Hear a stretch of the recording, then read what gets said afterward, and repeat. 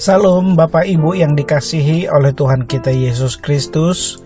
Puji syukur di pagi hari ini kita dapat beraktivitas kembali.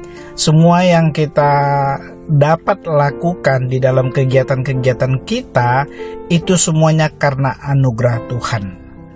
Nah, Bapak Ibu sekalian yang dikasihi oleh Tuhan kita Yesus Kristus, saat ini kita akan mendengarkan kebenaran firman Tuhan. Sebelum kita mendengarkan firman Tuhan, mari kita terlebih dahulu berdoa. Terpujilah Tuhan Yesus untuk kasih setiamu bagi kami yang terus memelihara hidup kami dan mengizinkan kami dapat melakukan aktivitas-aktivitas kami sehari-hari. Sebelum kami melakukan aktivitas, bimbing kami Tuhan, agar kami tidak jatuh ke dalam berbagai-bagai pencobaan, tetapi kami terus hidup di dalam anugerah kasih setiamu. Berkati Bapa di surga, dalam nama Yesus kami berdoa. Amin.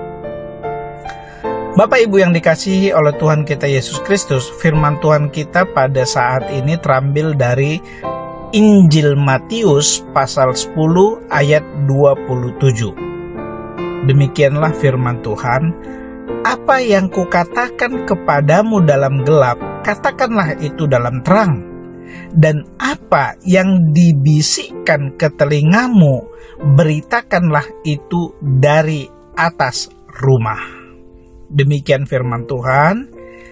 Jemaat yang dikasihi Tuhan kita Yesus Kristus, kadangkala Tuhan menempatkan kita melalui pengalaman dan pelajaran tentang kegelapan, guna mengajar kita untuk mendengar dan patuh padanya.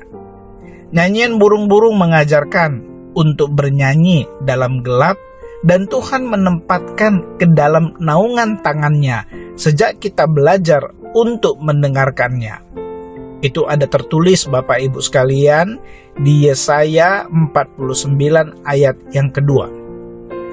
Apa saja saya sebutkan kepadamu dalam kegelapan, ambil perhatian saat Tuhan menempatkan engkau dalam kegelapan. Dan pegang mulutmu, berdiamlah jika engkau di sana. Apakah engkau berada dalam kegelapan sekarang dalam persoalanmu, atau hidup dalam Tuhan? Jika demikian, tetaplah diam. Jika engkau membuka mulut dalam kegelapan, engkau akan mengatakan sambil dalam keadaan bersalah, kegelapan adalah saat untuk mendengar. Jangan berkata kepada orang lain tentang hal tersebut. Jangan baca buku-buku untuk mencari alasan bagi kegelapan, namun hanya mendengar dan patuh. Jika engkau berkata kepada orang lain, engkau tidak dapat mendengar apa yang Tuhan sedang katakan. Saya ulangi sekali lagi ya Bapak Ibu ya.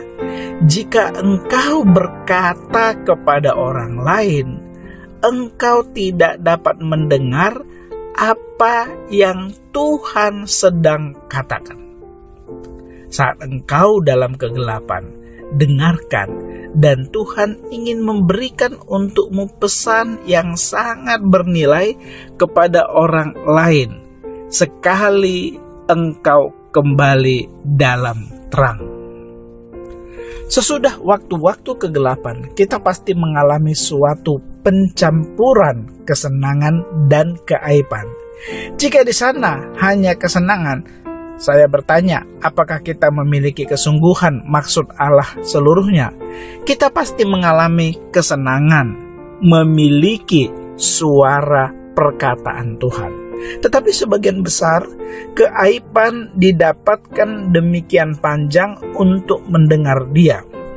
Kemudian kita berseru, bagaimana lambatnya saya telah belajar dan mengerti apa Tuhan telah katakan bagi saya. Dan masih Tuhan telah ucapkan itu untuk hari-hari dan minggu-minggu.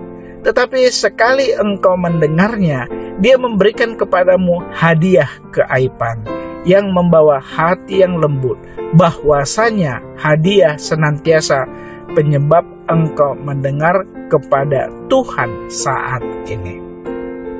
Demikian firman Tuhan kita Bapak Ibu sekalian, mari kita berdoa. Terima kasih Tuhan untuk hal-hal yang Tuhan izinkan dapat kami lalui, dapat kami alami di dalam diri kami. Ada kegelapan-kegelapan yang kami jalani, yang kami hadapi. Namun semuanya itu Tuhan, sebenarnya Engkau sedang mau berkata kepada kami apa yang Tuhan kehendaki di dalam diri kami. Engkau ingin berkarya di dalam diri kami melalui kegelapan. Engkau ingin berkarya, ingin membentuk hidup kami untuk lebih baik dan senantiasa bersandar kepada Engkau. Bimbing kami Tuhan, agar melalui peristiwa-peristiwa yang terjadi di dalam hidup kami terus mendengarkan dan mendapatkan Yesus Kristus tetap mengarahkan dan membimbing kami. Berkati kegiatan dan hidup kami sepanjang hari ini, kiranya Tuhan Yesus memberkati. Dalam nama Yesus kami berdoa. Amin.